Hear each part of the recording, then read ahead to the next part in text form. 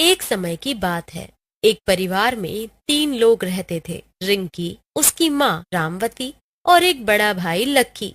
रिंकी का भाई उसके लिए लड़का ढूंढ रहा होता है, लेकिन कोई रिंकी को पसंद ही नहीं करता, क्योंकि वो थोड़ी काली और उसके मुंह पर जले का निशान होता है। उसकी माँ की तबीयत भी ज्यादा ठीक नहीं रहती। लक्की रिंकी की शादी को लेकर बहुत परेशान होता है। रिंकी बहुत रोती है कि उससे शादी कौन करेगा। रिंकी बहुत टेंशन में रहती है और कमजोर हो जाती है। फिर एक दिन उनके घर पर एक रिश्तेदार आता है। अरे नमस्ते जी, कैसे हो आप सब। नमस्ते जी, नमस्ते। हम सब बढ़िया। आज इतने दिनों बाद कैसे आना हुआ? अरे बस बिटिया की शादी का निमंत्रण लेकर आए हैं। अरे मेरी बिटिया कोमल की शादी है अगले हफ्ते। आप सभी को आना है। अरे वाह, ये तो बहुत अच्छी खबर है। अरे और रिंकी बेटी, तुम्हें भी अपनी बहन के सारे फंक्शंस में आना है। बहुत याद करती है तुम्हें। जी, बिल्कुल आऊंगी। रिश्तेदार के जाने के बाद रिंकी बहुत उदास हो जाती है। उसकी माँ बोलती है, सबके बच्चे की शादी हो रही है, एक हमारी रिंकी ही है जिसको कोई लड़का पसंद ही नहीं करता। अरे माँ, मिल जाएगा जल्दी हमें कोई भी लड़का। ऐसे ही नहीं रहेगी हमारी रिंकी। थोड़े दिन बाद रिंकी कोमल की शादी के लिए निकल जाती है। उस दिन कोमल का संगीत होता है। ये लड़की कौन है? जी, ये मेरी बहन है। तुम इतनी सुंदर हो कोमल, और तुम्हारी बहन। खैर छोड़ो। कोमल को बहुत शर्मिंदगी महसूस होती है और वो रिंकी से बोलती है, देख, तेरी वजह से कितना सुनना पड़ रहा है मुझे। मैं नहीं चाहती कि अब और कोई मुझे कुछ बात सुनाए। बस कल शादी होते ही तू यहाँ से चली जाइयो। कोमल, मुझे माफ कर दो। ठीक है, कल ही मैं यहाँ से बिना किसी को कुछ बताए चली जाऊंगी। रिंकी को बहुत दुख होता है। रिंकी लकी को फोन करके बहुत रोती है और सब कुछ बताती है कि उसका यहाँ कितना मजाक बना रहे हैं लोग। हेलो भाई, मुझे यहाँ से ले जा भाई, कोई पसंद नहीं करता मुझे, सब मजाक बना रहे हैं मेरा। तू रो मत रिंकी, कल ही मैं आकर तुझे ले जाऊंगा। अगले दिन कोमल की शादी होती है। कोमल की सारी दोस्त बहुत अच्छे से तैयार हुई होती हैं और कोमल बहुत सुंदर लग रही होती है। तभी रिंकी तैयार होकर आती है, लेकिन बिल्कुल भी अच्छी नहीं लग रही होती। कोमल की दोस्त उसका मजाक उड़ाने लगती हैं। कोमल, तुझे शादी मुबारक हो मेरी बहन, तू बहुत सुंदर दिख रही है। कोमल उसकी बातों को नजरअंदाज कर देती है।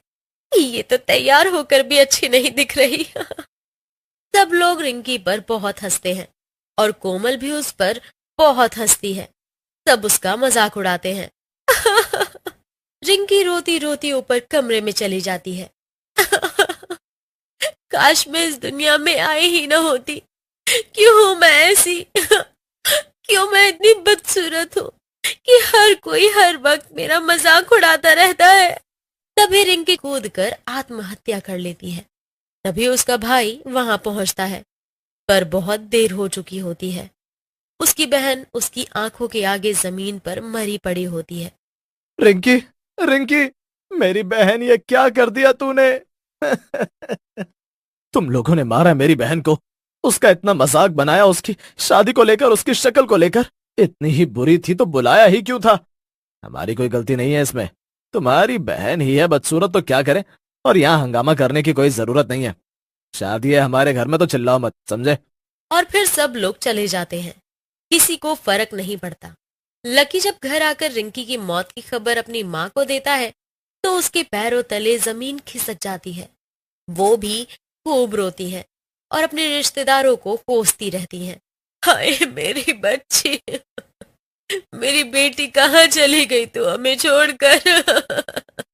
लेकिन रिंकी की आत्मा को शांति नहीं मिलती और वो चुड़ैल बन जाती है। कोमल की शादी नहीं होने दूंगी मैं। बहुत मजाक उड़ाया है उसने और उसके रिश्तेदारों ने मेरा। अब देखो इनकी खुशियां मैं कैसे बर्बाद करती हूँ। कुछ देर बाद पंडित जी कोमल और दूल्हे को मंडप पर बुलाते हैं और फिर पंडित जी मंत्र पढ़ना शुरू करते हैं और शादी अच्छे से संपन्न हो जाती है और कोमल अपनी डोली में बैठ जाती है। तुझे तेरे ससुराल नहीं जाने दूंगी कोमल मैं। बहुत खुश है ना तू? अब देख मैं क्या करती हूँ। आत्मा उसकी डोली के पीछे पीछे चलती रहती। रास्ते में बहुत तेज धूप और गर्मी होती है। डोली उठाने वाले थक जाते हैं और पास में नदी देख रुक जाते हैं। डोली नीचे रखकर वो पानी पीने चली जाती है। उनके जाने के बाद चुड़ैल डोली के पास आती है और जोर जोर से हंसने लगती है। हंसी की आवाज सुनकर अंदर बैठी कोमल थोड़ा बाहर झांक कर देखती है तो उसके होश उड़ जाते हैं। चुड़ैल, कोई बचाओ!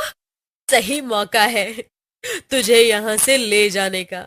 अब तो तुझे कोई नहीं बचा पाएगा मुझसे। कौन हो तुम? मैं हूँ रिंकी। तू मेरा मजाक उड़ा रही थी ना मेरी शादी को लेकर। अब देख तू कैसे जाएगी अपने ससुराल। तुम मुझे माफ कर दो प्लीज, गलती हो गई मुझसे। छोड़ दो, मुझे जाने दो। आज से मेरी नई जिंदगी शुरू होने जा रही है। ऐसे कैसे जाने दो? तुम लोगों की वजह से मैंने परेशान होकर आत्महत्या कर ली, तो तुझे कैसे जीने दूं? तुम जो बोलोगी वो करूंगी, लेकिन मुझे मत लेकर जाओ प्लीज। तुझे तो मैं लेकर ही जाऊंगी। तभी चुड़ैल कोमल को अपने साथ ले जाती है। जब वो लोग वापस आते हैं तो डोली उठाते हैं, लेकिन डोली बहुत हल्की लगने लगती है। अरे भाइयों, अभी तो डोली भारी थी, एकदम से हल्की कैसे? छोड़ ना, ऐसा तो कुछ नहीं है। तू जल्दी चल और डोली उठा। पानी पीने से शरीर में जान आ गई है और कुछ नहीं है, डोली उतनी भारी है।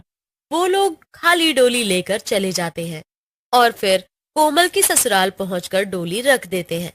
कोमल की सास रीमा कोमल को डोली से उतारने जाती है, लेकिन अंदर कोई नहीं होता। अरे यहाँ तो कोमल है ही नहीं, कहाँ गई मेरी बहू?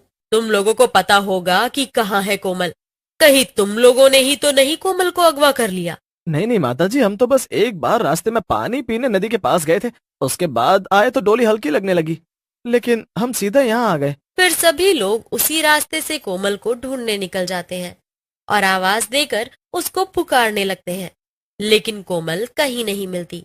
फिर अचानक रीमा को वहां कोमल के गहने पड़े मिलते हैं। वो लोग उसी के साथ साथ जाते हैं और थोड़ी ही दूर पर उनको कोमल बेहोश पड़ी मिलती है। कोमल, उठो बेटा। वो लोग कोमल को घर ले जाते हैं। जब थोड़ी देर बाद कोमल होश में आती है तो तभी से अजीब अजीब हरकतें करने लगती है। ये क्या हो गया कोमल को? कैसी हरकतें कर रही है?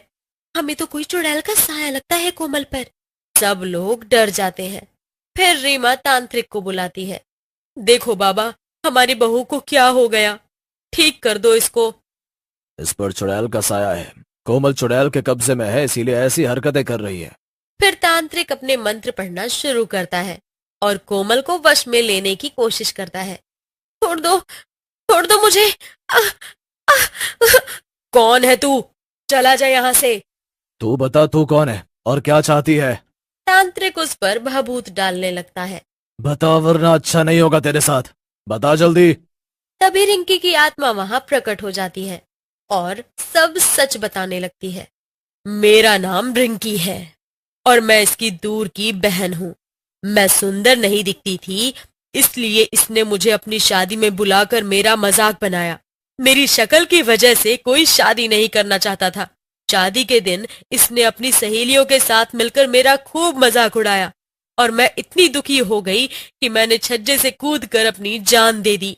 फिर चुड़ैल बनकर मैं इसकी डोली के पीछे पीछे चल दी और रास्ते से इसे चुरा लिया। अब ये मेरे कब्जे में है और ये वैसे ही हरकतें करेगी जैसे मैं चाहूंगी। क्या चाहती है तू? कैसे पीछा छोड़ेगी कोमल का?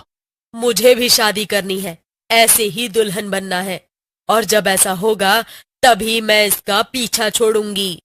चुड़ैल की कभी शादी होती है क्या? पागल हो गई है तू?